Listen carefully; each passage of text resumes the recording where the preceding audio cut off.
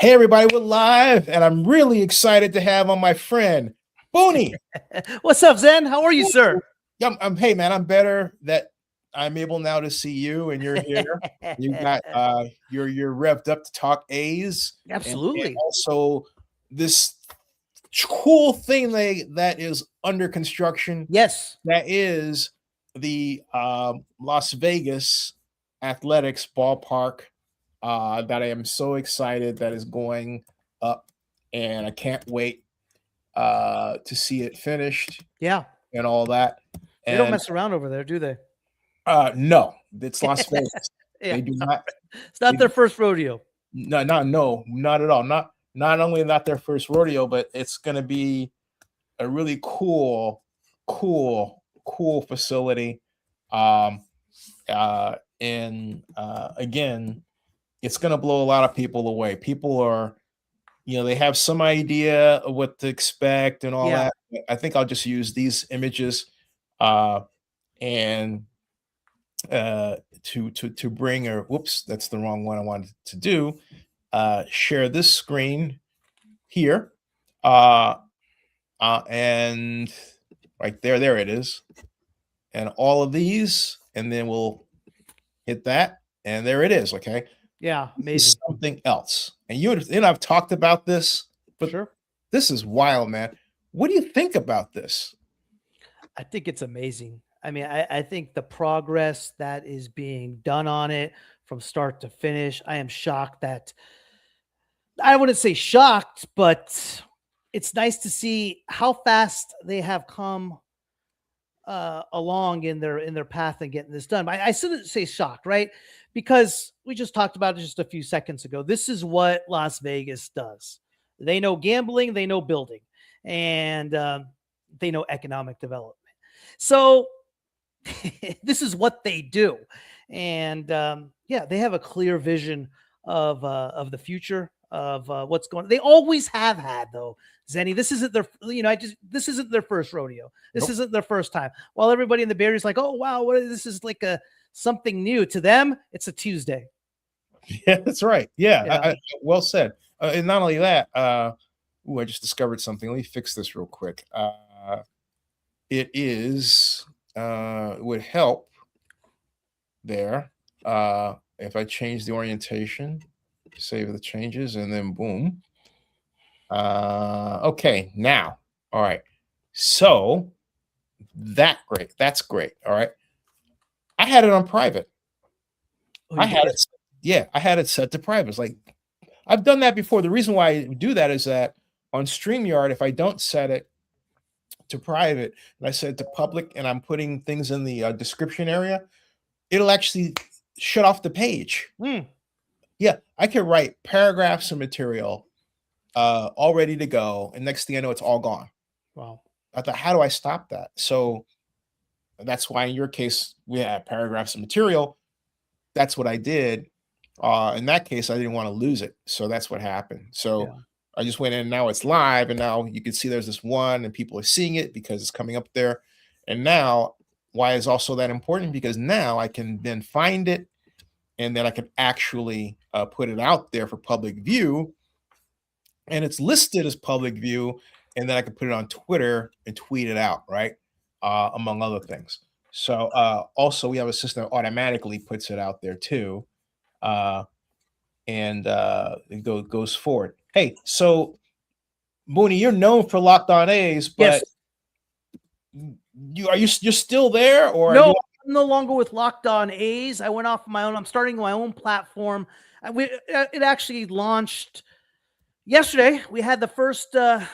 Yesterday was kind of the introductory episode, and today was the first morning show. And what it's basically called is The House Always Wins. And what its premise is not a singular podcast. The House Always Wins is not. Oh, go ahead. oh, go ahead. Keep talking about it. Okay, I'll be quick. How are you, Lauren? The House Always Hey there, doing Wins well. Good is not one podcast. It's an umbrella, right? It's an umbrella for several things. As we know, the A's situation is so complex. You have the role of government. You have the role of Las Vegas. You have the role of relocation. You have the role of baseball. You have the role of prospects. You have a role of a team that is up and coming. It has so many different types of layers to it. So what the show basically is, or what the umbrella basically is, the house always wins, is many shows hosted by several different hosts who pick their own lane. So if you want to talk baseball, done. If you want to talk prospects, done. If you want to talk stadium financing, done. If you want to talk causes such as their first round pick in 2025, Jamie Arnold runs a K Foundation for cystic fibrosis. We're going to have something dedicated to that. And what I also do feel in this day and age with media, there's so many talented people out there. I mean, there are killers out there with the absolute pipes, with the foundation, with the energy, with the spirit that simply don't get their opportunity. We're setting up that platform for them, their own show, their own avenue, their own path to whatever they want to talk about. And so that's basically the platform. It's your one-stop shop. There should be no one show that talks about a particular thing and make them the equation. Everybody should have their opinion. Everybody should have their voice. And the viewer should be able to decide where they want to go. Let me fill in a former council member. Former council member Bunni is now on a new show. He's called The House Always Wins, right? Yes, The House Always Wins. Yep. He just departed from Locked On A's. So this is all like new information. So we're sort of, adjusting to that. And at the same time, you have your consultancy and also you're more in your media focus and this successful statewide broadcast of this governor California debate, right? So, and so all that in the backdrop of this thing going on that is progressing faster than almost everybody but me expected. For me, this thing's right on schedule. Yeah.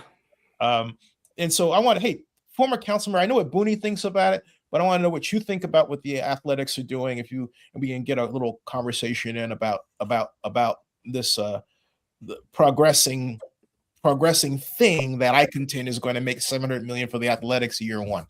Yeah.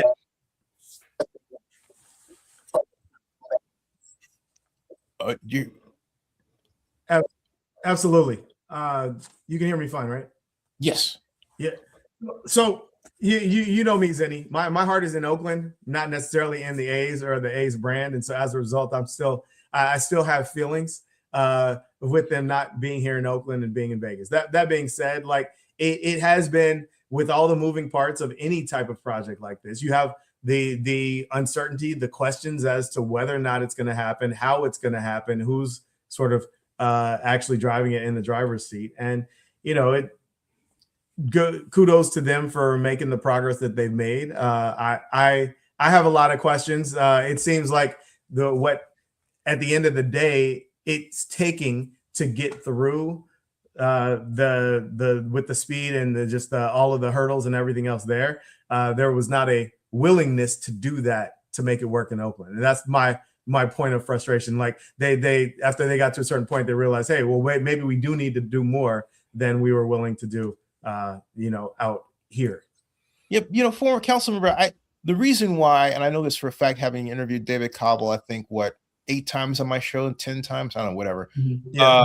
And then behind the scenes, because I'm the guy that actually told him he was tax increment financing on the very day he became president. And when we had a phone call, that was April 4th, 2017 at 4:00 in the afternoon. Dave did not know that you could use public money. He goes, you can't use public money. I said, yes, you can. And I said, it's SB 628 deal. Hadn't heard of it. I sent him the legislation. Long story short, he created SB 293 Skinner. All right. Mm-hmm. But here was the problem, council member. And Bunni, the council member is that not the council, but Dave and company. The problem is that when the city got a hold of it,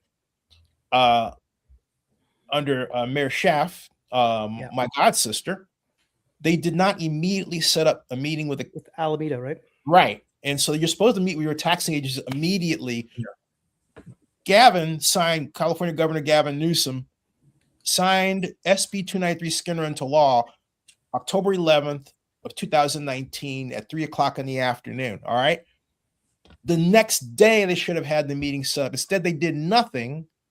Betsy Lake basically performed the role of project manager, then hired Molly Mayburn later, and still did nothing. And by the time we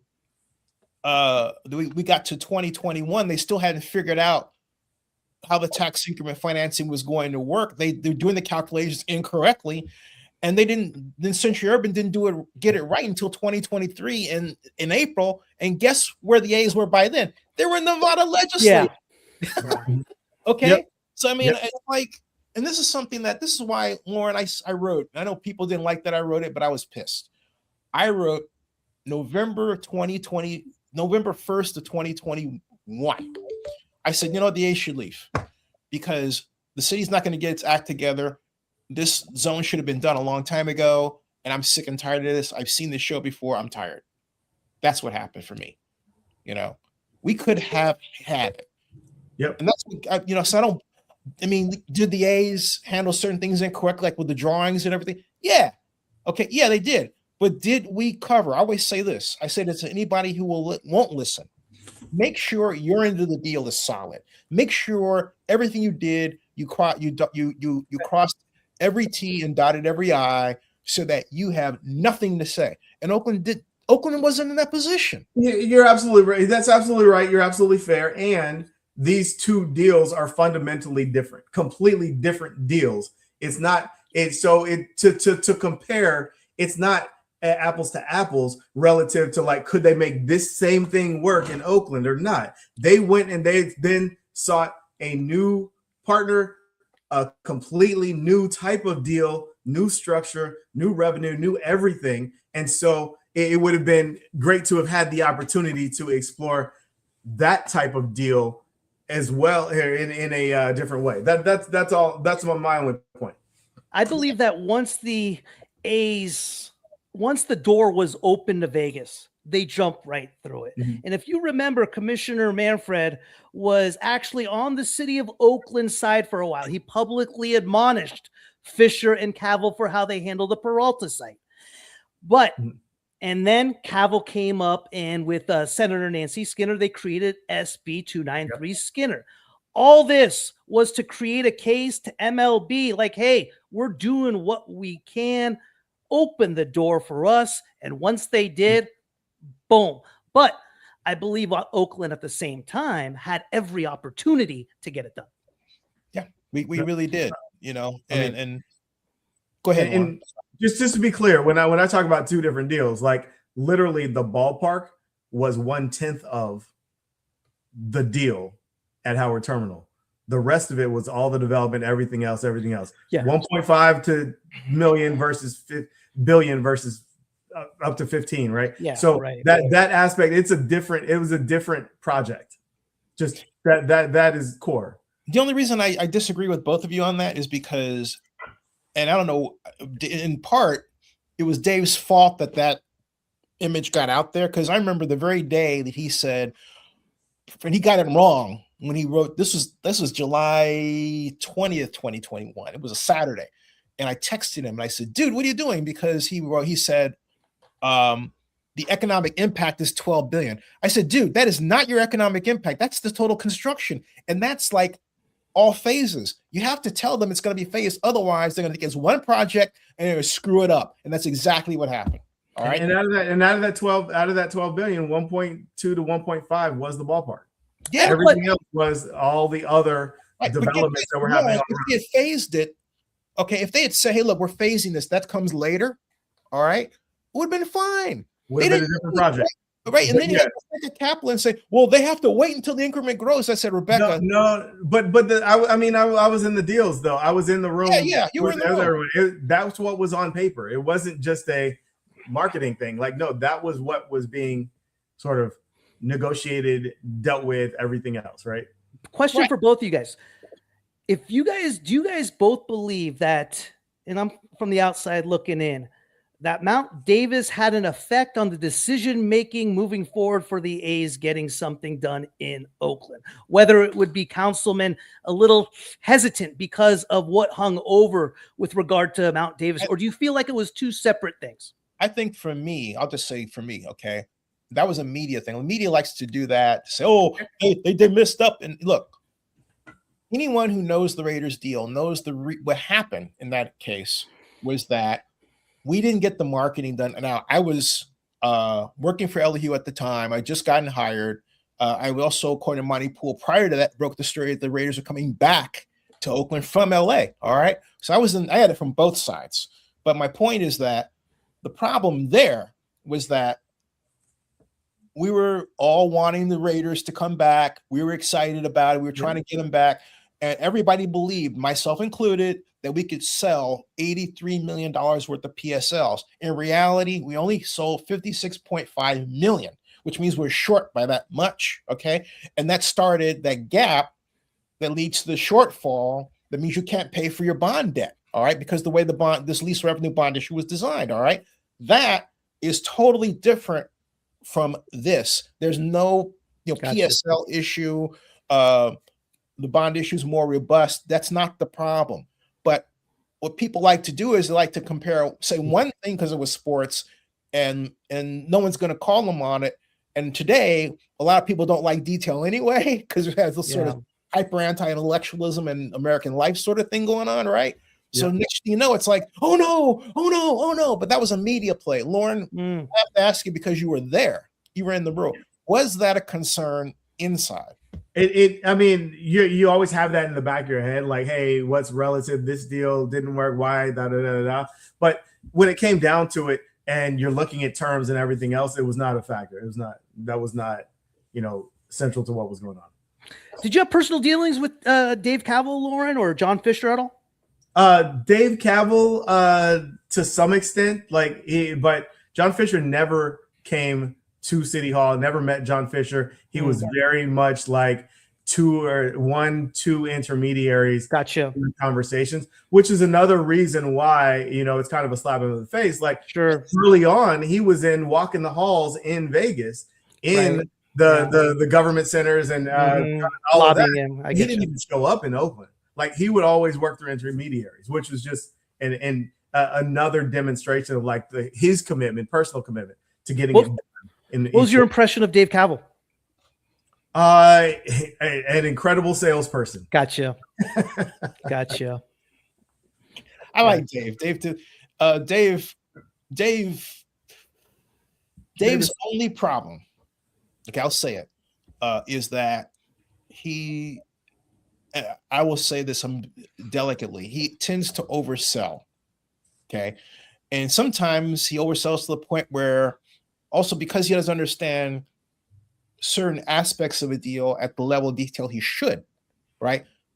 He winds up saying things that are incorrect on the air, and they get repeated, and he has to go back and clean them up. Like, for example, the economic impact is not 12 billion. That's your construction. That's total, right?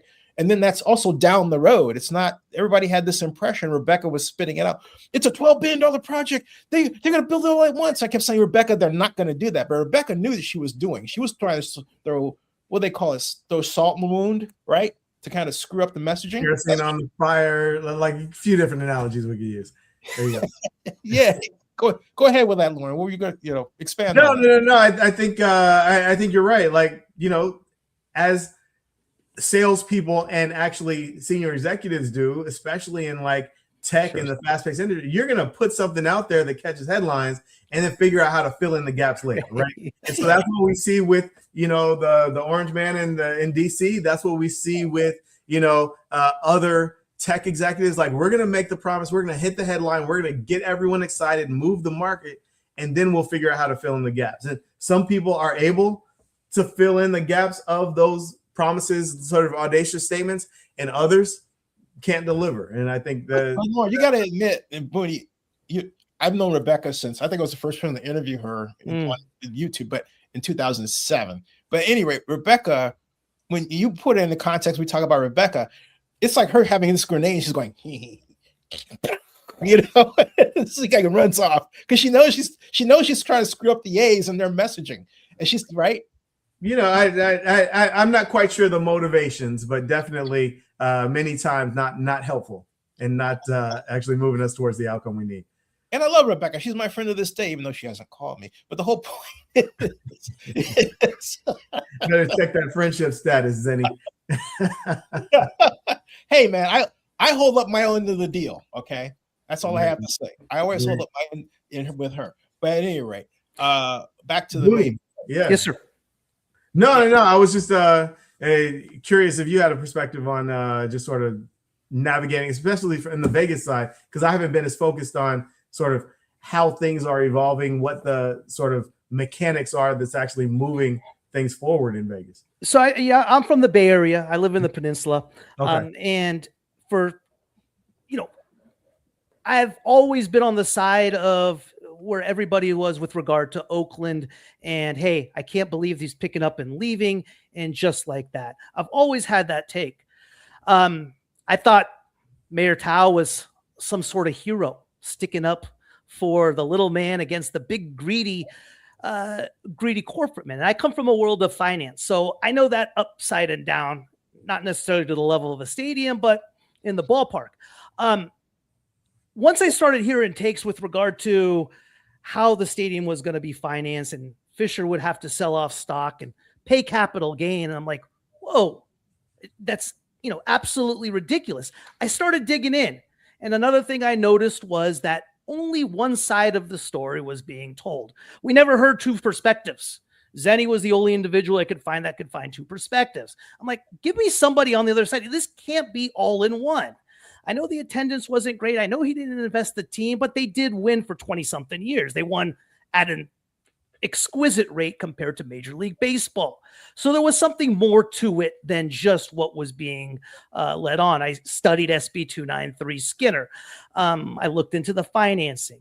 So as far as Vegas is getting done, yeah, that's a done deal. As far as the financing, etc., that's all done. The one thing that I do agree, I think once the door was creaked open, once there was a little bit of an opening as far as Vegas, boom, he was out. And you make a good point with regard to what you said, Lauren. Hey, he went into Las Vegas City Hall. He did his lobbying. He was around. He didn't do that in Oakland.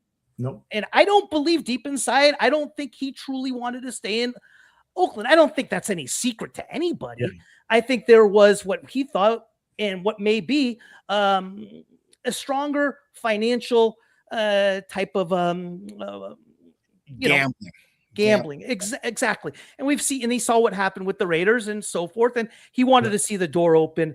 The city of Oakland, in my opinion, let the door creak open just a little bit. They built a case strong enough for MLB to do what they did. And I think everything else was a mistake with regard to the reverse boycott, etc. Not because of the cause was great, but what it did was it set a precedence. And the other 29 owners in Major League Baseball all of a sudden said, oh no, so if we don't spend on our team and our fans get pissed, they can boycott and things will happen. And they said, no, this is not going to happen on our watch. Manfred's making $25 million a year. The owners are his boss. They said, handle it. And I think that's what happened. Well, yeah, I think the reverse boycott didn't happen until it was all said and done. Until it was all said and done. Yeah, true. So we can't fault that, because literally that was like we're reserving as much of our pride as we can and sticking it to the person who stuck it to us. Like that. That's really what that was about. Yeah. But the reverse boycott started way before the actual reverse boycott actually happened. I mean, the sentiment towards ownership, and it started years before. And the relationship between the city and ownership started back when Walter Haas sold to Schottenhoffman. Schottenhoffman was terrible to the fans. Could you imagine if there was social media back then? The relationship back then is when it started. And I remember. Yeah, when you said that, when I asked, I worked for Elihu as economic advisor. We add this real quick, Lauren. And I remember the day I found out that Schott was considering and working behind the scenes. I got a call about it to move the A's to Sacramento. And I called them directly and they denied it and everything. I say, look, if there's anything we can do. And long story short, they had an issue with the split in the electric bill at the Coliseum. And so I met with Andy Dolich. Andy, who's my good friend of this day, will tell you, met with him. I thought we had an understanding regarding our desire to basically do just that, 50-50 to divide in the electricity. We'll cover other costs. They'll cover another set. We had an agreement. Andy wanted us to cover all of the electric costs. Okay. And so what he did was he called himself going behind my back to Elihu. But Elihu knew it was up. And so Elihu called me that morning and says, Zenny, I want you to come in here because Andy Dolich is coming in. So I'm sorry. So I go to Elihu's office, large in his conference, not the conference room, but his office, and sit down. And Andy was, there sitting, and Andy turned 3 shades of red and not expecting me to be in the meeting. Then Elihu stood directly behind me and said to Andy everything I told Andy. It was brilliant. And so we came out of that with that agreement. But the whole point was that we had not had a hands-on relationship with Sean Hartman. They wanted out of Oakland. We were doing all kinds of maneuvering to stay in. Okay.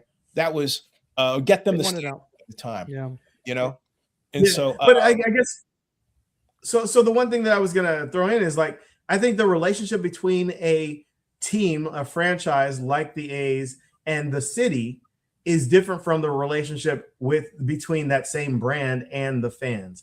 And that's what I mean. I apologize. I meant the fans. Yeah. Yes, correct. I don't mean the government side. When I referenced the city, I was referencing the city, the fans of Oakland. Yeah. And I think the fans, that's a customer relationship problem. That is not a managing, like VIP and negotiating, et cetera. That is literally, if your fans are feeling neglected, they're going to come up with ways of, demonstrating that. And social media gives you more of a platform to do so. But I think so. That's where I think like the reverse boycott and other things that were like, comments and everything about the attendance rates and everything else, that was Oaklanders being Oaklanders, basically feeling as shunned fans that no longer being appreciated. But we have to ask though, a lot of those folks weren't from Oakland, Laura. No, not just Oakland, not just Oakland. I mean, literally, you saw how expansive it got, right? And it went, viral in other cities, other stadiums, etc. Right. Here's my point. Those fans did not, unlike the Raiders in 2015, those fans did not put any pressure on Oakland government to do anything. They didn't say, hey, look, you have the keys to the kingdom in terms of tax increment financing, or you can do a better job of, preparing a package for the athletics. Nothing. They were singing Shang's song, and it was disgusting. In my humble, not so humble opinion, I thought it was absolutely disgusting. Shang had them eating out of her hands. Okay, eating out of her hands. That was all after it was too late. I mean, remember, like this all went down 2 months into her term, so she was really riding I can't do anything else except grandstand type of a thing. Yeah. And that's really what she was writing, just to be honest, right? Oh, you're right. You're right. It was the end of February when all this went down. Would you have handled the lease negotiations different, Lauren? The lease negotiations. Instead of staying in Sacramento, going to Sacramento, stay in Oakland. So I would have dug into a financial value proposition for us. And I think as opposed to so bottom line is yes. I think what they came out with, if I recall correctly, I'm not remembering the exact terms, but they put some things out there that, you just looked at and you're like, there's no way they're going to get any kind of budget movement. So it was about $50 million over 3 years. It was 60. So I think 60. I think there's a certain point where you've got to figure out, well, what is in range of reasonable, but still a significant stretch and gives us what we need as a city. Lauren, let me ask it to you this way, because would you have stuck the A's with the responsibility of helping the city of Oakland fill its deficit gap? Because that's what Shang was trying to do, and that's where everything went south. Would you have done the same thing? You're talking about our structural budget deficit that is due to a lot more than just the A's? Yeah. No, you got to tie it to what's actually doable, but still a win. And I guess that's the thing. Like, just because we have a $50 million budget gap doesn't mean that the one person we're negotiating with, and like that is the term that has to be put in place to fill it. What is a good term that would be a win? And I just think that with that positioning that administration had coming in was, we're either going to stick it to you hard or walk away, and that is what they got. Yeah. And I just think that it was an overreach because it wasn't realistic that they were actually going to budge on any of it. No, and then on top of all that, I don't know if you guys remember when they met, they being Mayor Tao, Leanne, Chief of Staff, and Communications Director, and Molly Mayburn, they flew to Seattle to meet with Commissioner Manfred.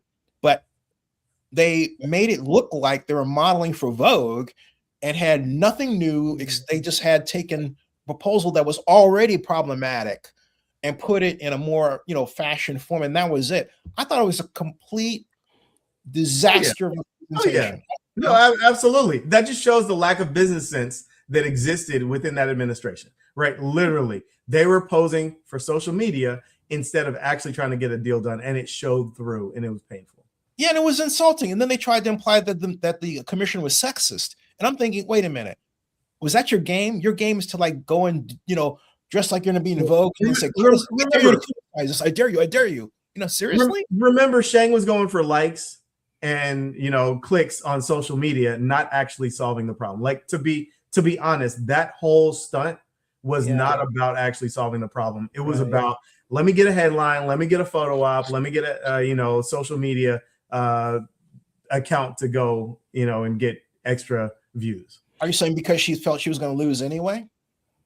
Yeah, I'm saying because that was the nature of her politics. Yeah.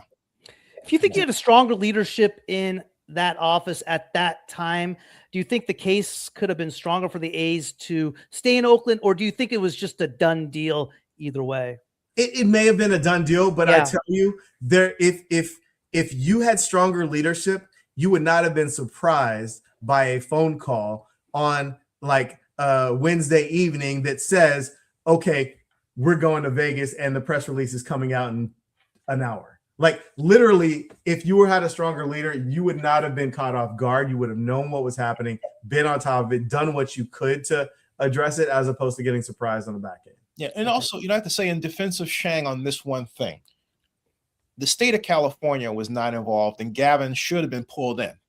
Either he should have jumped in himself, or we should have pulled him in. That's not necessarily a defense of Shang. That's just a statement on, like, Oakland was stuck dealing with this on their own. Yeah. Versus all of Nevada was going against us. So it was Oakland versus Nevada. You're right. Oakland versus Las Vegas. And the Sacramento was absent.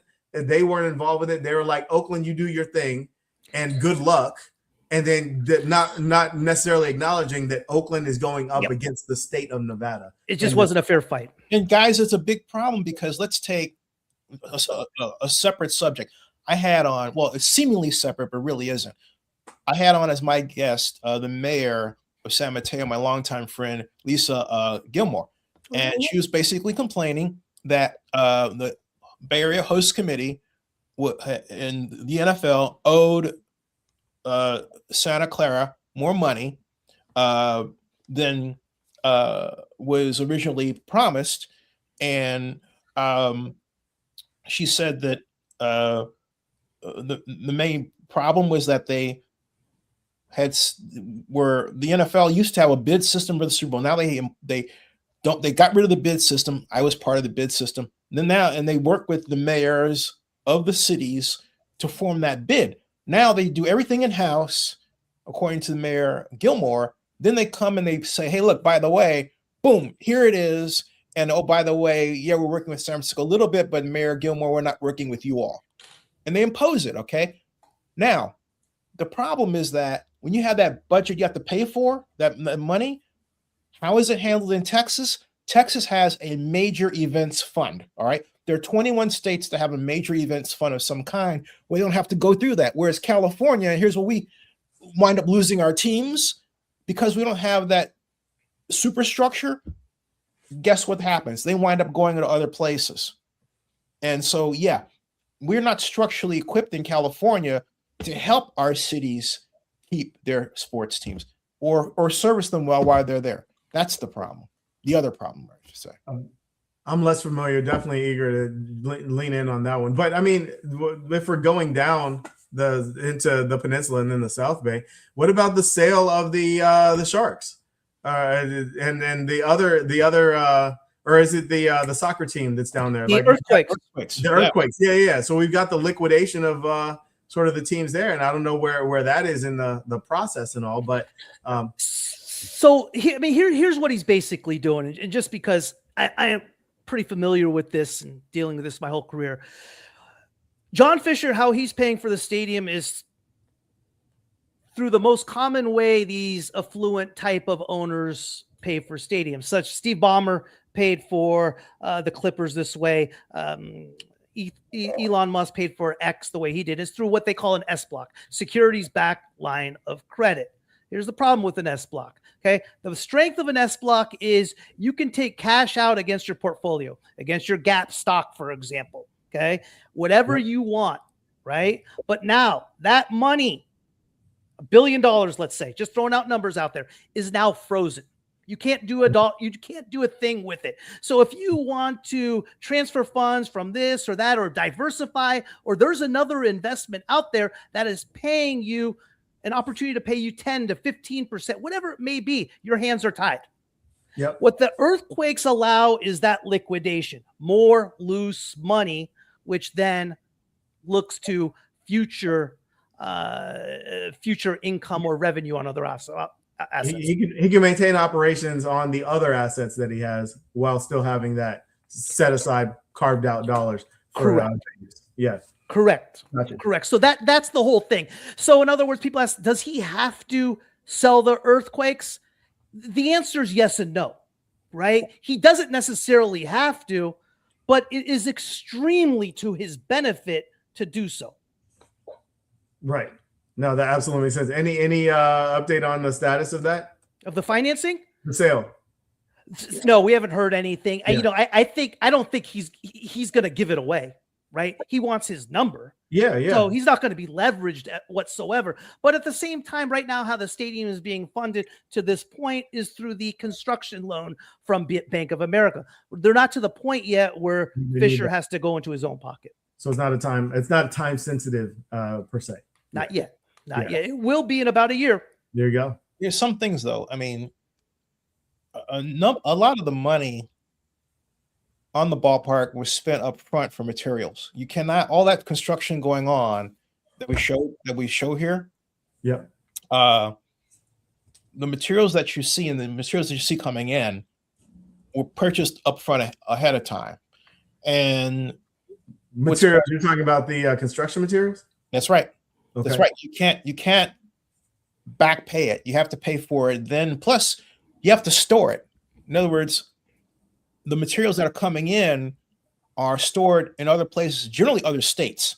All right. And they're trucked in. All of this is already paid for. And that's what fans don't understand. They were under the impression that, they don't have enough money to finish this and everything. No. They've got the money to finish it. All of those plans for transportation, all of those prices were locked in before this tariff situation started. The assumption was, the Trump tariffs are going to burn them and everything else. No, because they had the happy accident of time from an athletics fan perspective if you wanted the deal stopped, right? Right. And I tried to explain that a long time ago. I said, hey, folks, they have that worked out. Yeah. What needs to be fleshed out further is and now you can work that out with different types of government grants and assistance from the state of Nevada, are infrastructure around the stadium. And I say infrastructure, I mean streets and roads that need to be made, repaved, and so on. All right. But that's ancillary to getting the ballpark done. The ballpark is going to get done. That's secondary, correct? Done, you know, and that's there you go, on its way. And the Athletics made a messaging mistake by getting tied up in Goldman Sachs introducing its new sports financing division, and then saying, "Hey, we're going around the world and we're going to Dubai and all these high dollar people who are investing in sports, and we're going to get them involved." The implication was, oh, by the way, they still need money, and that's what Scott Robin did. I don't care what anybody says. Vital Vegas gets paid to put that out. All right, he's not. Yeah, I like Scott, but I don't like that he tries to say, "Hey, you know, I'm doing this for nothing," and you know, he's getting paid because there are people that are interested in his content that are concerned that the old ways of Las Vegas are dying, and I get that, okay.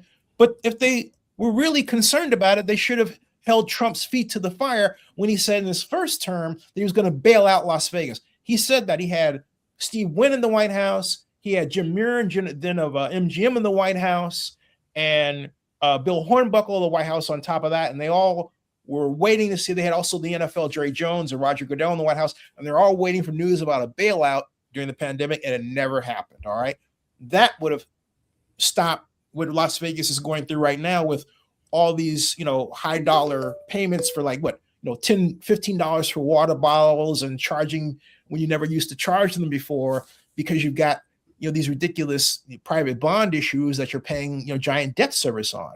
The government can come through and say, you know what, I'll erase it like that. But right now the government's not doing that, and why Trump isn't doing it is a whole nother story. Well, you do a handout to one city, you're going to have to do it to another and everything else. And so you're setting precedent, right? So that's always a consideration. We did it, you know, fine. My point is that's, hey, you know what? You pick the fish that has the biggest impact. Las Vegas has an unusual economy, 42 million people annually plus. How many cities can say that, right? You're feeding off of it. And that's the hospitality industry, which in turn feeds the other organizations within those organizations around the country that survive. So as far as I'm concerned, it's worth doing. You know, it's Las Vegas. It affects America. Why not? That's me. Yeah, there you go. Just the Raiders. Check with the other check with the other cities that could benefit. See how they feel. You know, they would love it. I was going to change the subject if you don't mind. Go ahead. What about the naming rights and the denial of the name convention? How has that impact? Like nothing. You know what's interesting? You know who doesn't have a trademark on their name right now? Oh, Las Vegas Raiders. Right. They don't have a trademark on. So basically, what all it is, naming rights are different from the trademark. All it basically means is that Las Vegas Athletics, Las Vegas A's can still use the name. They can still use merchandise. They can still sell this. They can still nothing. They just can't stop other people from doing it. So can you? Yeah. Right. So that's the only thing that never stops, right? That you're always going to have bootleggers doing it. What they need the trademark for is for a big corporation that wants to grab that, right? Let's say a Fanatics or something, or whoever it may be that wants to surpass all that and take market share from the A's, which I don't see really being an effect, but that's the whole thing. It has zero effect on anything. Oh, hey guys, let's not forget though, because you mentioned naming rights. That's different from the trademark. Yeah, I meant trademark. That's what I memeant. Yeah, trademark. You. You can still have United Airlines Stadium. Yeah. So, I mean, is it the pub? What the A's have never really been good at is their media relations. They've always sent out the wrong message. It's been so bad. I still will never forgive them for how they allowed the Giants to take over the East Bay, and they could have made such a better. They could have made Sacramento and where they're playing into something fun, into a college type of atmosphere where it's just incredible. We're 3 years of just joy, and they haven't done that. Their media relations has never been good. I have to stop nodding because I have to give a big nod to my friends Dave Alioto and Jim Bloom, who go back to the heyday of the Athletics. We all used to go out in different places in Oakland and sometimes at Balboa Cafe in San Francisco and have burgers and Beaujolais. Those guys with the A's had the messaging down for the team, and it had an East Bay flavor. Even had Elihu in a couple of commercials. They really had they did it right. But yeah, the way the good that they did was not matched. I mean, not even close. Forget about match. It's not even in the vicinity. It does, and that's the one gripe the fans have a right to. It doesn't even look like an effort's being made. No, it isn't. No, but why do you think that is, though, Bunny? I don't think it's how that ownership has been for years. They don't care about the customer. Let's get something straight. Okay. Mm-hmm. They do not care about the customer. This ownership group never has. Will things change in Vegas? I hope so. All right. I'm rooting for it to change. Because they asked me I got tickets. Because this franchise needs a fan base. But they have never cared about the customer. I go to games all the time. And for me, it was 90% baseball. It was 10% the other stuff. I've never felt good about the other 10%. And for me, I'm probably more unusual. I care a lot more about the 90%. Other people are 50-50. Other people are 30-70. It's a terrible experience. I never felt good about paying 20-something bucks for a beer. I never felt good about there was never any type of special or any type of giveaway. And they even do a poor job of that in Sacramento. They've done an awful job with the media relations. Hey, I got to ask Lauren a question because this gentleman says what are casinos doing in Nevada, but it brings up a question for me, council member. How come we haven't tapped into this casino economic development market in California? Was that ever a conversation in City Hall? Yeah. Well, I guess, earlier on, it didn't move because there was a resistance against gambling and encouraging gambling and the ills that go along with it. Sure. Afterwards, it just had not been a priority. I think you see fits and starts with, a council member here or a group there that say, hey, let's explore it, let's evaluate it, et cetera, but never got critical mass. And I think part of it is just not that it wasn't seen as a potential, but it wasn't a priority against all the other challenges, opportunities, investment that could have been made. Yeah. And so if someone's not making that their primary focus and driving it forward, it's just not going to get done. Yeah, it makes sense. Makes a lot of sense. Hey, Bunni, talk about from your perspective, okay, how you see, or something we talked about off camera. Do you think the Athletics are going to finish early in 2027? And while you're doing that, I'm going to go and check on my mom real quick, but I want to put that out there. I'll be right back. Yeah. And then Lauren, you can answer because I think I know what you're going to say. Yeah, probably.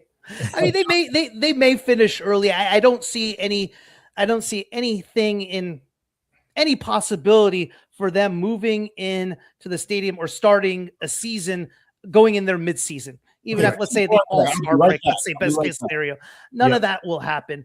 I do believe it's going to be finished on time. I believe there's going to be a lot of checks on the place, and it's still construction. Anything can happen. There's still a lot to do, but no, not in any type of imagination do I see them going in there early beforehand. Yeah. So, yeah. I mean, yeah, no, that absolutely makes sense from my standpoint. Like, there's a lot that has to happen for you to switch mid-season.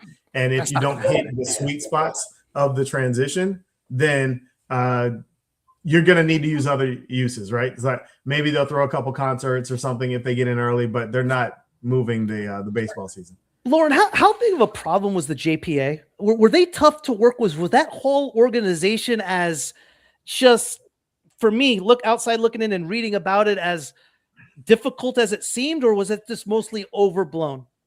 You know what? The JPA is difficult because it's a 4-4.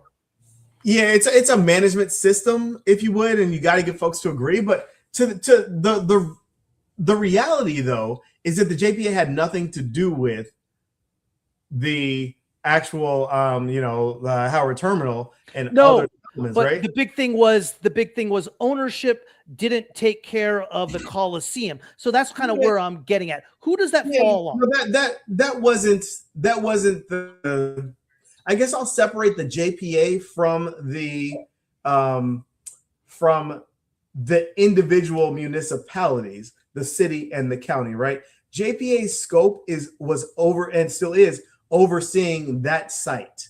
So the Coliseum, the stadium, the arena, like everything that's there, booking events, managing that, the investments, but they can only invest what dollars are contributed by the individual cities. And that's city council has to approve any greater investment that's not already just part of what's sustaining. And the county board of supervisors has to agree, and they all have to agree, hey, we're going to put an extra $500,000 in each in order to do all these upgrades and everything else. So the JPA is just a steward of that facility and the approved business model there. And then they go out and ask for, joint investments in order to keep it equal if they need to invest more. Yeah. That's always been a big point of thing with regard to the A's and so forth. So. It definitely is a problem in terms of moving forward with a next opportunity, but those moving forward deals, that wasn't in the JPA scope. JPA was just managing existing, not planning for future opportunities. Got it. I'd love to change the subject, just ask you something. What kind of toll is it on an individual to run for what you did? And do you see yourself doing that again? Was it a lot? Uh-oh. Okay. Do you hear me? Thanks, guys. Putting yourself out there running for office. Yeah. Hey, absolutely. How was that? I can hear you right now. Okay.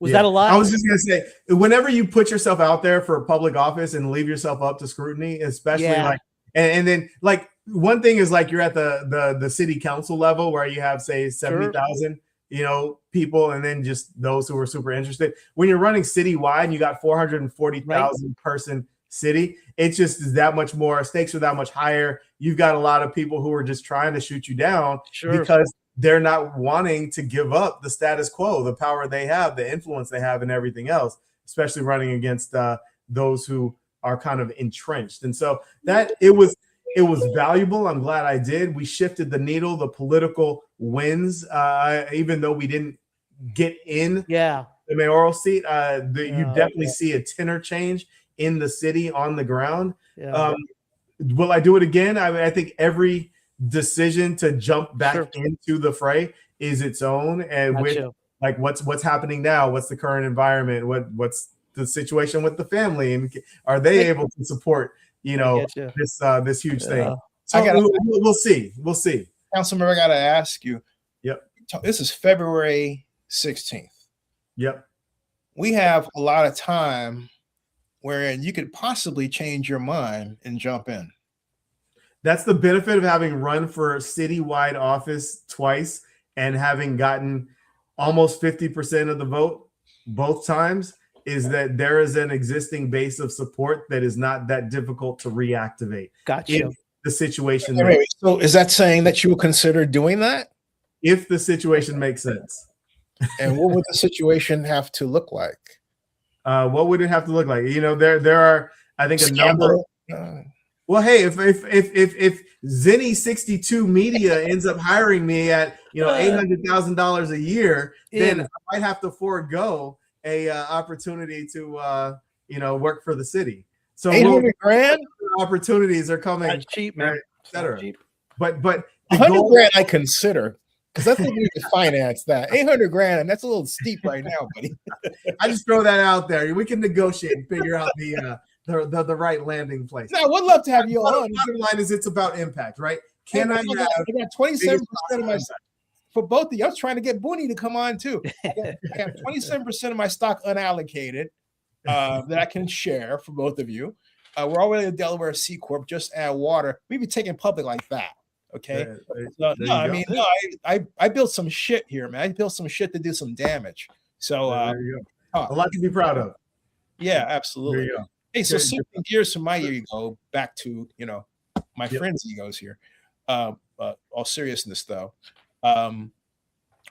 what should we do about rebuilding our sports in the East Bay? Because right now the West Bay, imagine this, it is unthinkable that we could have lost our entire sports infrastructure in such short a period of time.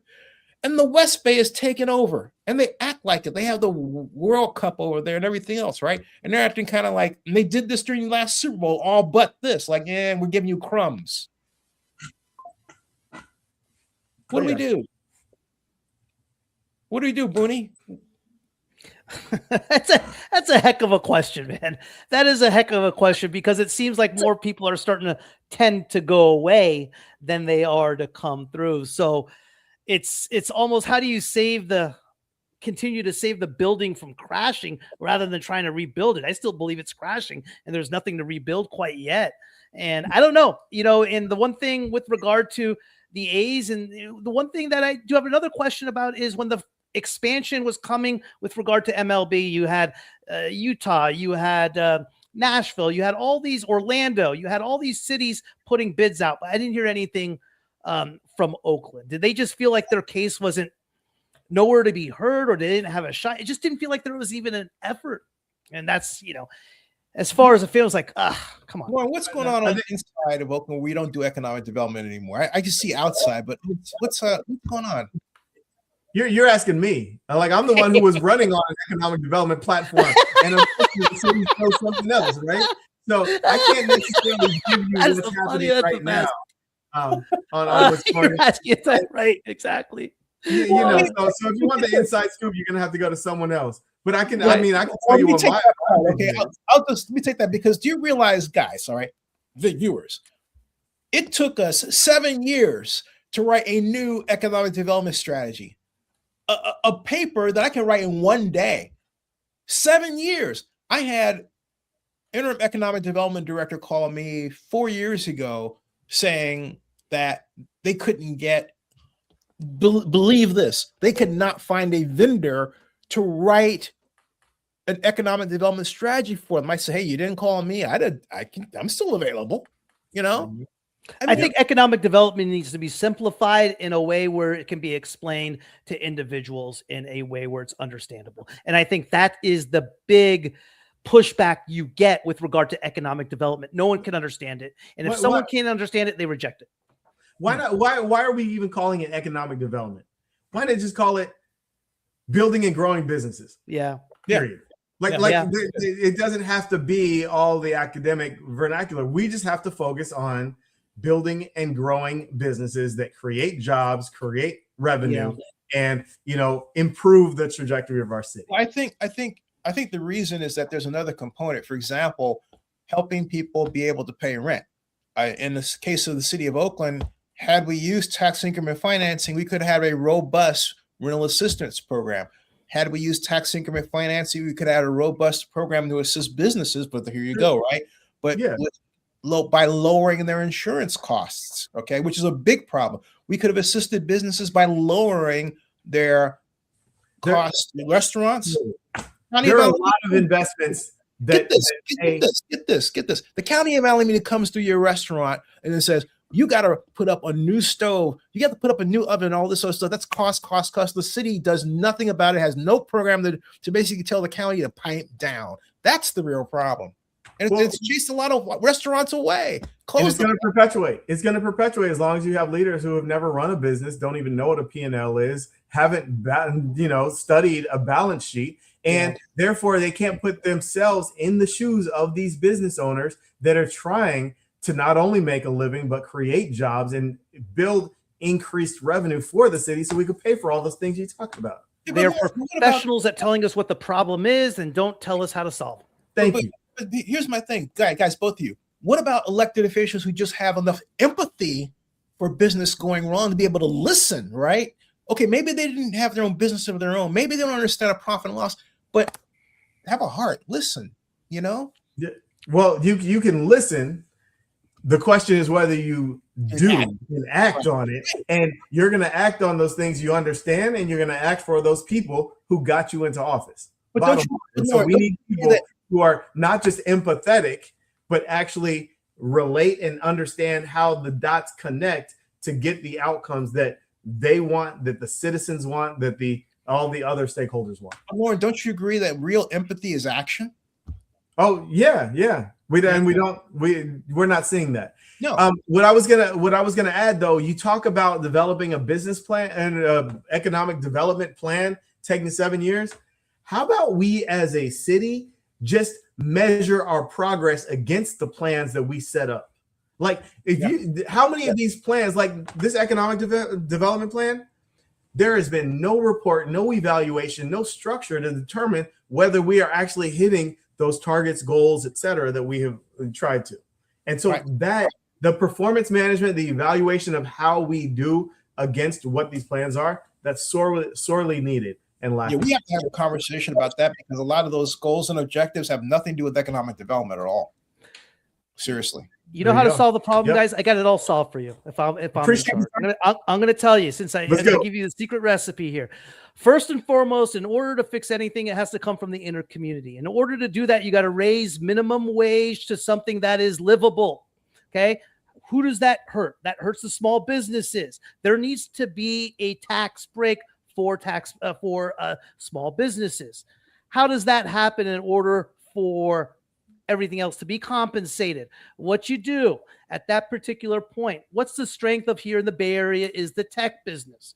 You supply a corporate, you cut corporate tax with the conditions that these businesses and these tech companies, which have billions, provide buildings for the homeless, housing, whatever it may be. Cities need to then be allow more permitting with regard to building. Tiny homes, for example, is not allowed anywhere in the Bay Area, which is crazy because the permitting is so restrictive. Here's where I disagree with your structure, okay? Okay. The business needs, the business needs government's help. And this is, again, where tax increment financing comes in. We used to do, and we say to the tech companies, hey, look, we will match you. You pay $1 million for affordable housing. We will add $1 million to that. But we want you to pay your property tax so that you can fuel tax increment financing. The reason why I say that is because you have people like John Fisher who don't even want to pay 1% property tax. This is what I was trying to explain to Dave Cobble, because Dave says, we didn't want to pay the 1% tax. And they were covering up, but they were using Mellorue's community investment structure to get around it. And I said, let me talk to John. John's got to be nuts. It's a 1% tax. You can't pay a 1% tax, you know? I hear you, but the minimum, if people shouldn't be working 40 hours a week and not be able to live on that. Yeah, absolutely. The minimum, it has to start somewhere. But here's my point, okay? You give the money to businesses, all right, to be able to pay those wages. You cannot say, hey, look, don't pay a minimum wage. It's not going to fly on the other side of the aisle. What you say is, hey, look, if you want to pay the minimum wage, we will subsidize you on the other hand, so you can have enough net operating income to pay that wage. So you guys aren't disagreeing. You guys aren't disagreeing. Zenny, you're just talking about an additional way to make sure that the revenue is there. Exactly. In order to support the exactly. Absolutely. Yeah. I think that makes sense. Yeah. So Bunni, when is your campaign for? Hey man, I have a hard time with 30 people on Twitter giving me a hard time. You think I want to go with well, you have to deal with no thanks, man. Jesus, no thanks, man. Hey, come on in. The water's nice and warm. I have a fit with like 10 people cussing me out on Twitter. A couple hundred, forget about it. No thanks, dude. That's my pay grade. I am at the point where I'm needing to close this. It's about an hour. I promised. We got to do this again. And hey, you put yourself a top flight media guy. Yeah, enjoyed it, fellas. Thank you. Hey, Lauren, pleasure meeting you, man. I'll take everybody. I'll escort everybody out with me, and say, gentlemen, I'm honored to have both of you on at the same time. It is a rare treat when a plan comes together, as Liam Neeson would say, right? I love it when a plan comes together. Thank you, gentlemen. Thank you so very much for blessing me with your presence. Yeah. Take care, guys. All right. Bye, guys. That ends the stream. Got it. Hey, guys, that was fun.